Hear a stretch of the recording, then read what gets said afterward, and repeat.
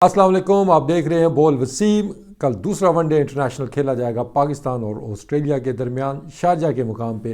पहला मैच जो कि शारजाह में खेला गया उसमें काफ़ी डिसअपॉइंटिंग हमें परफॉर्मेंस नज़र आई पाकिस्तान टीम की जानिब से। वो एटीट्यूड मिसिंग नज़र आया कि वो सेल्फ बिलीव की कमी नज़र आई कि हम कि ये ऑस्ट्रेलिया की टीम को हरा सकते हैं इस टीम के साथ, क्योंकि काफ़ी सारे हमारे प्लेयर्स मिसिंग है। लेकिन फिर भी आई थिंक कि अगर हमारी टीम ये कोशिश करे, ज़रा जान मारे, तो ये इस टीम ऑस्ट्रेलियन टीम को हरा सकते हैं। लड़कों में इतनी एबिलिटी है। आई नो कि काफ़ी चीज़ें लड़कों के जहन में चल रही हैं। आजकल वर्ल्ड कप की सिलेक्शन उनके जहन में है, कुछ नए लड़के खेल रहे हैं, वो इम्प्रेस करने की कोशिश कर रहे हैं जी कि अपनी जगह किस तरीके से पाकिस्तान टीम में बना सके। लेकिन कल के मैच के अंदर डेफिनेटली प्लानिंग डिफरेंट करना होगी। यहाँ पे कोच को, कैप्टन को थोड़ा सा प्रोएक्टिव होना पड़ेगा। शोएब मलिक काफ़ी हमें खामोश से नज़र आई, कोई ख़ास उनकी इन्वॉल्वमेंट नज़र नहीं आई हमें मैच में, स्पेशली जब फील्डिंग के दौरान हमने देखा। उसके बाद लड़कों की जो पर्सनल परफॉर्मेंसेस भी कुछ हमें वो नज़र आई, लेकिन टीम के लिए वो फ़ायदेमंद साबित नहीं हुई है। तो आई होप कि कल के मैच के अंदर लड़के टीम के लिए खेलेंगे, जो टीम की रिक्वायरमेंट है यहाँ पे। क्योंकि अगर आप सेंचुरी बनाते हैं या आप 50 रन करते हैं, विकटें लेते हैं, लेकिन उससे टीम को फ़ायदा नहीं होता, तो एंड ऑफ द डे वो इतना ज़्यादा काउंट नहीं वो चीज़ करते हैं। तो ये चीज़ लड़कों को सोचनी होगी और ये चीज़ रियलाइज़ करवानी होगी हमारे कोच को, हमारे कैप्टन को।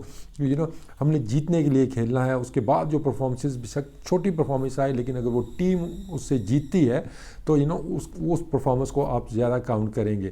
बैटिंग के अंदर हम देखते हैं ओपनर्स को थोड़ा सा अटैकिंग क्रिकेट खेलनी होगी। डॉट बॉल्स बहुत ज़्यादा आपको नज़र आते हैं पावर प्ले के दरमियान भी।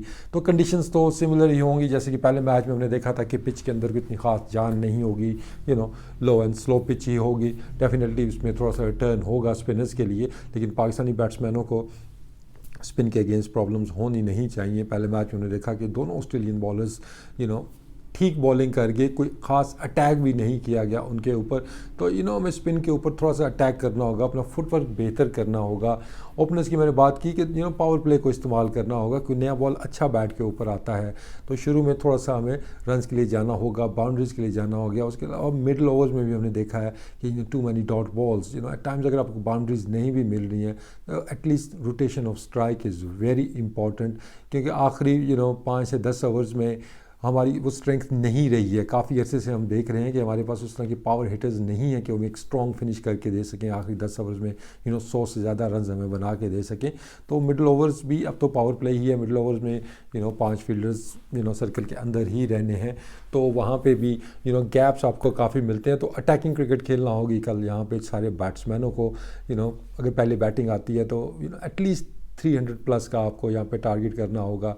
टॉस जीते हैं डेफिनेटली, मेरे ख्याल में पाकिस्तान फिर बैटिंग करेगा और करनी भी चाहिए यहाँ पे, लेकिन स्कोर बोर्ड के ऊपर फिर एनफ होनी चाहिए, कंसिडरिंग कि हमारी जो बॉलिंग लाइनअप है वो भी इतनी कोई तजर्बाकार भी नहीं है। और तजर्बाकार हैं कुछ को आपने बाहर बिठाया हुआ है, और जो खेल रहे हैं वो और सदरात से परफॉर्म नहीं कर रहे हैं, तो इतनी ज़्यादा रिलायबल हमारी बॉलिंग लाइनअप भी नहीं है। तो बैटिंग के अंदर वो इंटेंट होना चाहिए कि हमने अच्छे स्ट्राइक रेट के साथ खेलना है, कि टॉप 6 में से एटलीस्ट आपके 3 बैट्समैनों का स्ट्राइक रेट तो 100 के अराउंड या 100 प्लस होना चाहिए। अगर आपका स्ट्राइक रेट अराउंड 80-70 रहेगा तो डेफिनेटली प्रॉब्लम आएगी और आने वाले बैट्समैनों के ऊपर ज़्यादा प्रेशर बिल्ट होगा। दूसरा आई गेस के यहाँ पे थोड़ा सा इनोवेटिव होना चाहिए शोएब मलिक को भी, मिकी आर्थर को भी, बैटिंग ऑर्डर के अंदर।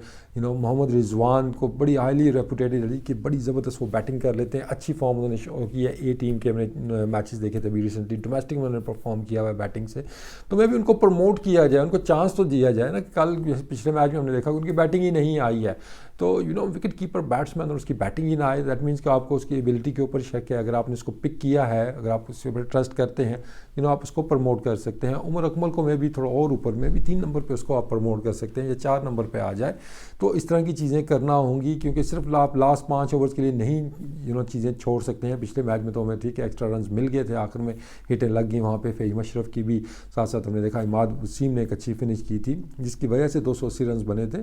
तो हर मैच में तो इस तरह नहीं चलेगा, तो आपको शुरू से प्लान करना होगा कि पहले 10 ओवर का हमारा टारगेट क्या है, उसके बाद मिडिल ओवर्स क्या हमने कौन सा रन रेट रखना है, और फिर उसके बाद आखिरी ओवर्स में हमने किस स्ट्राइक रेट के साथ खेलना है। तो हर चीज़ को प्लान करना होगा। बॉलिंग के अंदर मोहम्मद आमिर, आई थिंक उनको रेस्ट यहाँ पे करवा देना चाहिए, जो कि लगता नहीं है, पॉसिबल नहीं है मिकी आर्थर के लिए।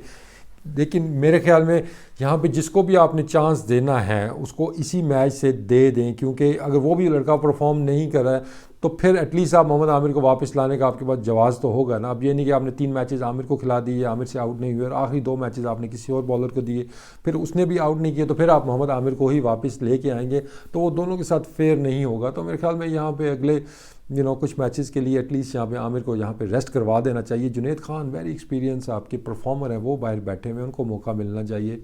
अब्बास ठीक है, उसने रीज़नेबल बॉलिंग की है, लेकिन वंस अगेन क्वेश्चन मार्क तो आएंगे कि वो वनडे क्रिकेट में सर्वाइव कर सकते हैं कि नहीं कर सकते हैं। स्पिन के ऑप्शन ज़्यादा नहीं है हमारे पास, जो हैं वो तो दोनों खेलेंगे, लेकिन इमाद वसीम को यहाँ थोड़ी सी और अटैकिंग बॉलिंग करना होगी कि नए बॉल के साथ तो उनका वो सीम के साथ जो तेज़ बॉल करते हैं वो चल जाता है, लेकिन मे भी पुराने बॉल के साथ मिडिल ओवर्स में थोड़ा सा बॉल को टर्न करने की कोशिश करें, और वो कर सकते हैं। हमने पास में देखा हुआ है स्पेशली डोमेस्टिक क्रिकेट कि सिर्फ वो नए बॉल से अपना वो जो है सीम वाला बॉल करते हैं, उसके बाद वो टर्न करते हैं, थोड़ी सी उनकी ग्रिप चेंज होती है, लेकिन थोड़ा सा उनको इनोवेटिव होना पड़ेगा, थोड़ा स्लो एयर में जाएं, थोड़ा फील्ड आपको उस हिसाब से रखनी होगी। और शुएब मलिक को थोड़ा अटैक करना होगा कि पार्टनरशिप लगी हुई है तो आप फील्डर बाउंड्री पर रख के आप सिर्फ इंतज़ार नहीं कर सकते हैं, बल्कि फील्डर अंदर लेके इन्वाइट करें ओवर द टॉप जाने की। क्योंकि पिछला मैच में लग रहा था कि मैच तो आप आराम से हार जाएंगे, क्योंकि विकटें इतनी ज़्यादा उनके हाथ में थी, तो मे भी 5 ओवर पहले मैच ख़त्म हो जाता, लेकिन उसमें 5-6 विकटें गिरी भी होती, तो फिर आप कह सकते थे थोड़ा फाइट किया पाकिस्तान ने, लेकिन कोई रेजिस्टेंस उस तरह की नज़र नहीं आई है।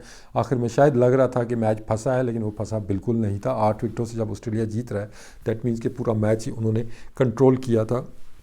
तो प्लेइंग 11 के अंदर मुझे ख़ास चेंजेस उस तरह की नज़र तो नहीं आ रही हैं, लेकिन बॉलिंग में आई थिंक कि आमिर के यहाँ पे किसी और बॉलर को, स्पेशली जुनैद खान को यहाँ पे ट्राई करना चाहिए। बैटिंग के अंदर भी थोड़ा सा इनोवेटिव होने की ज़रूरत है। मुझे नहीं लगता कि प्लेइंग 11 में बैटिंग के अंदर कोई चेंज होगा, लेकिन हम थोड़ा सा बैटिंग ऑर्डर शफल कर सकते हैं, यानी बैट्समैनों को इनकरेज कर सकते हैं कि थोड़ा बेहतर स्ट्राइक रेट के साथ खेलें। मैंने पहले भी बात की थी पिछले मैच में भी कि डिफरेंट रोल्स यहाँ पे देने चाहिए मिकी आर्थर को, और ग्रांट फ्लावर भी वहाँ पे मौजूद हैं कि स्पेशली बात की थी इमामुल हक की कि उनके स्ट्राइक रेट का इशू रहता है शुरू में, तो मे भी इस सीरीज़ के अंदर उनको एक रोल दिया जाए कि आपने 100 से ऊपर के स्ट्राइक रेट के साथ खेलना है पहले 10 ओवर्स में, क्योंकि ऐसी सिचुएशन वर्ल्ड कप में भी आ सकती है कि अगर आप जल्दी आउट हो जाते हैं। फ़खर जमान अगर वही आपके ओपनर हैं तो वो जल्दी आउट होते हैं, तो उसके बाद बाबर आजम ने अगर आना है तो उस टाइम पे स्ट्राइक रेट का इशू आएगा, दोनों बैट्समैन फिर स्लो खेलने वाले हो जाएंगे। तो मे भी यहाँ पे आप थोड़ा सा ट्रेन कर सकते हैं इमामुल हक को कि वो बेहतर स्ट्राइक रेट के साथ खेलने की कोशिश करें, और वो खेल सकते हैं। पिछले मैच में भी उन्होंने देखा कि डॉट डॉट डॉट डॉट, उसके बाद उन्होंने निकल के सामने एक छक्का मार दिया। दैट मीन्स कि वो अगर कदमों का इस्तेमाल करें, ज़रा इंटेंट पॉजिटिव रखें, तो वो स्ट्रोक्स खेल सकते हैं। और पिच को देखते हुए आई थिंक कि यहाँ पे गैप्स उस तरह शुरू में ढूंढना थोड़ा सा मुश्किल होगा। तो ये पिच स्लो है, बैट के ऊपर बॉल मतलब उतना बुरा भी नहीं है, बैट के ऊपर तो आ रहा है बॉल, लेकिन थ्रू द लाइन खेलना थोड़ा सा मुश्किल है। तो एट टाइम्स आपको ओवर द टॉप जाना होगा, जैसे कि हमने इमाम देखा था कि कदमों का इस्तेमाल किया, ओवर द टॉप खेला। तो मैं भी शान मसूद को और इमाम को थोड़ी सी कोशिश करनी होगी इन दी एयर खेलने की, जो सर्कल है इनर सर्कल उसको क्लियर करें, शुरू में कुछ बाउंड्रीज वहाँ पर लेने की कोशिश करें, और उसके अलावा स्पिनर्स के ऊपर थोड़ा फुटवर्क बेहतर करें, कदमों का इस्तेमाल करें, डाउन द ग्राउंड खेलें, और सिंगल्स लेने की एटलीस्ट कोशिश करें। सिंगल्स लेंगे तो फिर आपको गैप मिलेंगे, जब वो गैप फिल करने की कोशिश करेंगे तो फिर बाउंड्री के अंदर आपको गैप नज़र आने शुरू होंगे। तो बेसिक सी चीज़ें हैं, लेकिन ये करनी होंगी, क्योंकि 270-80 run might not be enough. Once again अगर हम देखते हैं शारजाह में ग्राउंड भी छोटा है, पिच भी सेकेंड टाइम और अच्छा खेलती है अंडर लाइट्स, क्योंकि थोड़ा सा उसमें पेस भी आ गई थी, बल्ले के ऊपर और बेहतर बॉल आ रहा था। तो लेट्स सी कि अब पाकिस्तान की स्ट्रैटेजी यहाँ पे क्या होती है कि टॉस जीत के अब हम चेज़ करने जाएंगे। मेरा नहीं ख्याल है कि चेज़ करने यहाँ पे आपको जाना चाहिए, क्योंकि इस टीम के साथ जो बेस्ट चांस हमें यही नज़र आ रहा है कि पाकिस्तान टीम पहले बैटिंग करे, 300 से ज़्यादा रन्स बनाए, उसके बाद रिस्ट्रिक्ट करने की कोशिश करे, बल्कि आउट करने की कोशिश करे यहाँ पे ऑस्ट्रेलियन टीम को। चेज़ करते हुए अगर आपने 270-80 चेज़ भी करना हुआ तो प्रॉब्लम हो सकती है इस बैटिंग लाइनअप के साथ। तो लेट्स सी क्या स्ट्रैटेजी कल बनती है, लेकिन एक जो इंटेंट था जीतने का, जो मैं कहूँगा कि एक एनर्जी जो होती है कि हम जीत सकते हैं, वो मिसिंग थी। तो मेरे ख्याल में कल एक वही चीज़ अगर लेके आए तो मच बेटर आपको एक कॉन्टेस्ट देखने को मिल सकता है। अदरवाइज़ ऑस्ट्रेलिया ज़बरदस्त क्रिकेट वो खेल रहे हैं, बैटिंग के अंदर उनके जो बैट्समैन रह गए थे वो भी फॉर्म के अंदर आ गए हैं, बॉलिंग में भी उनके पास काफ़ी ऑप्शंस मौजूद हैं। पार्ट टाइमर अगर आप बात करते हैं स्पिन में मैक्सवेल वो बॉल कर लेते हैं, तो काफ़ी ऑप्शंस उनके पास मौजूद हैं। तो यहाँ पे थोड़ा सा बेहतर प्लान करना होगा मिकी आर्थर को। उस एटीट्यूड के साथ ना जाएं कि जी हम ये ऑस्ट्रेलियन टीम को नहीं हरा सकते हैं, हमारे 6 प्लेयर्स बैठे हुए हैं। क्योंकि मैं फिर वही रिमाइंडर दे रहा हूँ कि अगर आप ये सीरीज़ हार के जाते हैं या वर्स्ट केस होता है 4-5 मैचेस आप इस सीरीज़ के हारते हैं, तो आप वर्ल्ड कप से पहले क्या मोमेंटम लेके जाएंगे। कि यही एक्सक्यूज़ होगा जी कि आप वीक टीम के साथ खेल रहे थे, आपकी मेन टीम नहीं खेल रही थी, लेकिन फिर भी जीत होती है और हार भी हार होती है।